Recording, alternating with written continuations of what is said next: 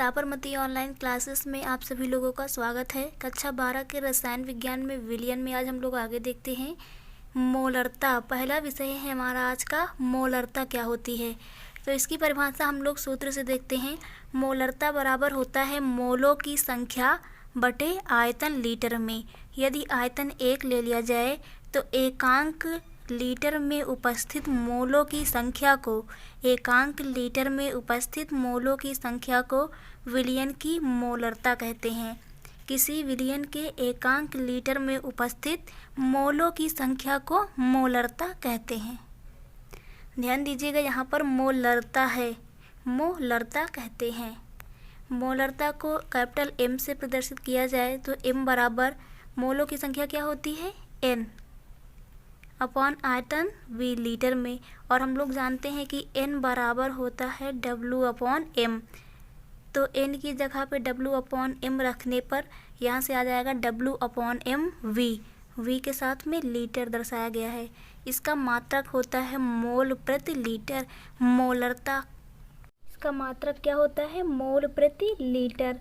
Next है हमारा मोललता क्या होती है, मोललता। तो इसे भी हम लोग फार्मूले से देखेंगे। यहाँ पर लता है, मोललता। मोललता बराबर होता है मोलों की संख्या बटे विलायक का भार। यहाँ पर क्या आ गया, विलायक का भार, वो भी किसमें, किलोग्राम में। तो किसी विलायक में उपस्थित जो मोलों की संख्या होती है इसे हम लोग मोललता कहते हैं। तो किसी विलायक के 1000 ग्राम में, 1 किलोग्राम का मतलब 1000 ग्राम, किसी विलायक के 1000 ग्राम में उपस्थित मोलों की संख्या को विलयन की क्या कहते हैं, मोललता कहते हैं। इसे M डैश से प्रदर्शित करते हैं। तो M डैश बराबर क्या हो जाएगा, मोलों की संख्या N बटे विलायक का भार यानी W कैपिटल किलोग्राम में। विलायक के लिए हम लोग कैपिटल W लेते हैं और N बराबर W अपॉन M रखने पर W upon M into capital W हो जाएगा किलोग्राम के साथ। तो M डैश बराबर हमारा आ गया W upon small m into capital W kg में। इसका मात्रक क्या होता है, इसका मात्रक होता है, क्योंकि N का मात्रक मोल प्रति किलोग्राम होता है। जहाँ पर स्मॉल w जो है हमारा विलेय का भार होता है और कैपिटल W हमारा जो है विलायक का भार होता है। अगला टॉपिक है हमारा नॉर्मलता क्या होती है। तो नॉर्मलता बराबर होता है तुल्यांकों की संख्या बटे आयतन लीटर में। यानी एकांक आयतन ले लिया जाए तो एकांक आयतन में उपस्थित तुल्यांकों की संख्या, ग्राम तुल्यांकों की संख्या को नॉर्मलता कहते हैं। तो किसी विलयन के एकांक लीटर में उपस्थित, एकांक लीटर का क्या मतलब है कि आयतन 1 मान लिया जाए। आयतन 1 मान लिया जाए तो जो तुल्यांकों की संख्या है वही बराबर होगा नॉर्मलता के। यानी किसी विलयन के एकांक लीटर में उपस्थित जो ग्राम तुल्यांकों की संख्या को ही विलयन की नॉर्मलता कहते हैं। नॉर्मलता को कैपिटल N से प्रदर्शित करते हैं। नॉर्मलता N बराबर होता है W upon E into V, जहाँ पर E क्या होता है, तुल्यांकी भार होता है। E हमारा क्या होता है, तुल्यांकी भार होता है। मेरिकल देखते हैं। किसी विलयन के 500 ml में 120 ग्राम यूरिया डालकर तब तक हिलाया गया जब तक कि वह पूर्ण रूप से मिल नहीं जाता। कोई हमने विलयन बनाया है, इसमें हमने 500 ml में 120 ग्राम यूरिया मिलाई है। तो ml का क्या मतलब है कि यहाँ पर आयतन दिया गया है। V बराबर हमें दिया गया है 500 ml दिया गया है, मिलीलीटर दिया गया है। 120 ग्राम यूरिया डालकर तब तक हिलाया गया जब तक कि वह पूर्ण रूप से मिल नहीं जाए। यानी मात्रा दी गई है W बराबर हमें यूरिया की मात्रा कितनी दी गई है, 120 ग्राम दी गई है। तो ऐसे बने विलयन की मोलरता निकालनी है। क्या निकालनी है, मोलरता। और हम लोग अभी भी मोलरता की परिभाषा देखा है। मोलरता बराबर क्या होता है, मोलरता बराबर मोलों की संख्या बटे आयतन लीटर में। तो मोलरता बराबर यहाँ लिखेंगे हम लोग, मोलरता बराबर होता है मोलों की संख्या बटे आयतन लीटर में। आयतन किस में, लीटर में। मोलों की संख्या होती है N और N बराबर क्या होता है, W अपॉन M। तो मैं वही रख रही हूँ W अपॉन M इंटू आयतन जो है V किस में चाहिए, लीटर में। V हमारा मिलीलीटर में है। मिलीलीटर को लीटर में बदलने के लिए 1000 से भाग करते हैं, यानी 500/1000 लीटर बन जाएगा। यानी कितना लीटर आ गया, 0.5 लीटर आ गया, 0.5 लीटर आ गया। तो V का मान हमने लीटर में निकाल लिया। W हमें दिया गया है, हमें M निकालना है। M क्या होता है, अणुभार, किसका, जो दिया हो। यहाँ पर किसकी बात की गई थी, यूरिया। तो यूरिया का फार्मूला हमारा होता है NH2CO NH2। तो इसका अणुभार निकालने के लिए हमें परमाणु भार पता होना चाहिए। नाइट्रोजन का 14 होता है, हाइड्रोजन का 1 होता है, 2 हाइड्रोजन है तो 2 हो जाएगा।